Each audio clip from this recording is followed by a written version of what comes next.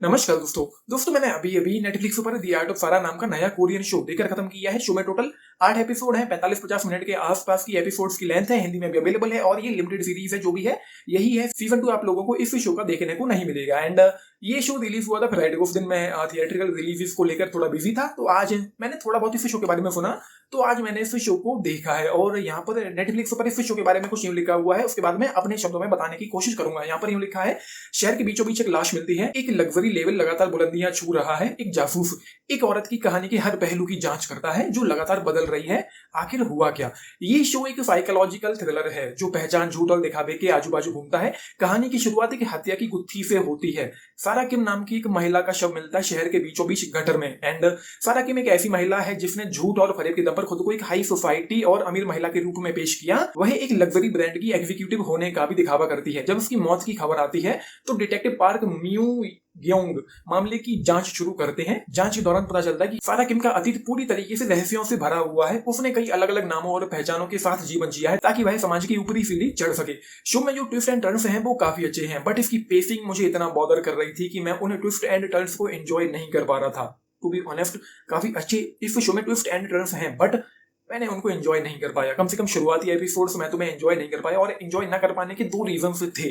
पहला रीजन ये था कि जैसा कि मैंने आप लोगों को बताया कि शो की जो पेसिंग है वो काफी ज्यादा स्लो है, मतलब बहुत ज्यादा ये शो स्लो फील होता है। और शो ठंडा है, ट्रीटमेंट इसका और ज्यादा अच्छा हो सकता था, या मैं यूं कहूं कि होना चाहिए था। दूसरा रीजन ये था कि शो को रिलीज हुए 3 दिन हो गए हैं। अब इस शो पर इतना टाइम देना ये मुझे उतना ज्यादा सही नहीं लगा, तो मैंने इस शो के बारे में थोड़ा बहुत पढ़ लिया। तो एक रीजन ये भी था कि मुझे मालूम था कि इस शो में ठगी और जालसाजी जैसी चीजें आप लोगों को देखने को मिलेगी। एंड पिछले दिनों मैंने बहुत सारे शोज, मूवीज को स्किप किया है, अ लॉट, मतलब बहुत सारे, क्योंकि जैसा मैं देखता हुआ आ रहा हूँ कुछ खास इन दिनों रिलीज नहीं हो रहा है। इंडियन जो कंटेंट है उसको मैं देखने की कोशिश करता हूँ, लेकिन बाहर के मैंने बहुत कुछ स्किप किया है। बट इस इशू को मैंने इसीलिए देखा क्योंकि मैंने इसके बारे में थोड़ा बहुत सुन भी रखा था। एंड जिस दिन ये रिलीज हुआ था तब मैंने इसके बारे में उसी टाइम नेटफ्लिक्स पर पढ़ा था, तो मुझे एक्साइटमेंट हो रही थी। बट उस दिन, जैसा कि मैंने आप लोगों को बताया, थिएट्रिकल रिलीज को लेकर और अपने पर्सनल इश्यूज की वजह से उस टाइम इसको नहीं देख पाया था। तो आज फिर मैंने बहुत ज्यादा एक्साइटमेंट के साथ इस शो को देखा। एंड ये शो जो है वो सीधा सीधा नहीं चलता है, बार बार पास्ट में और प्रेजेंट में आता जाता रहता है, और कैरेक्टर्स के पॉइंट ऑफ व्यू से स्टोरी को आगे बढ़ाया जाता है। तो कुछ कुछ सीन्स जो है वो नॉन लीनियर मैनर में भी चलते हैं। एंड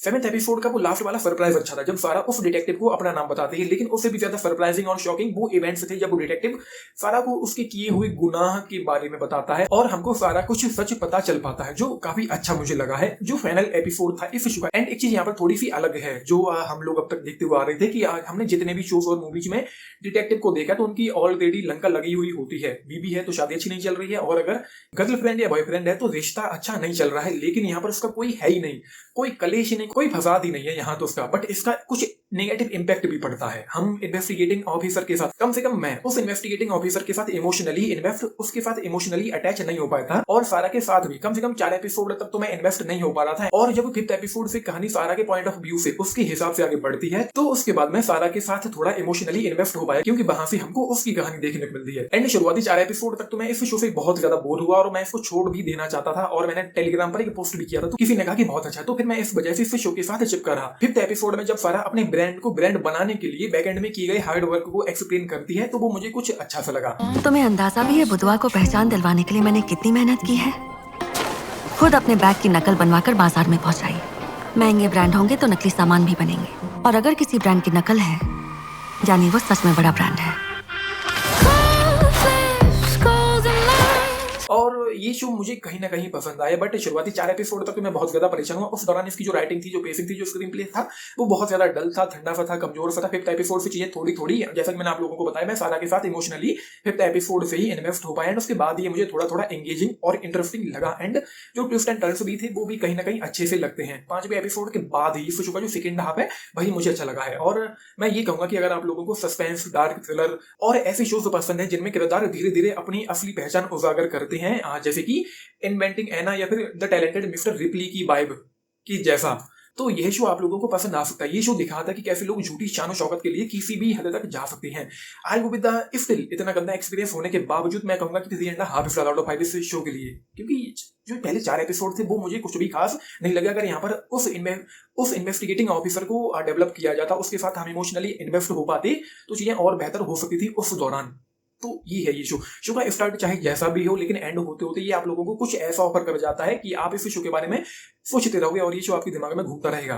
तो 3.5 आउट ऑफ 5 इस शो के लिए। और इस शो में न्यूडिटी वगैरह तो नहीं है, किसिंग भी नहीं है, बट कुछ एक दो गालियां आप लोगों को सुनने को मिल सकती हैं। तो देख लेना आप लोगों ने देखा है कि नहीं देखा है और कैसे देखना चाहते हैं। तो बस वही है, आप लोगों ने ये शो देखा तो अपने टिक्स जरूर लिखे बताना बाकी है।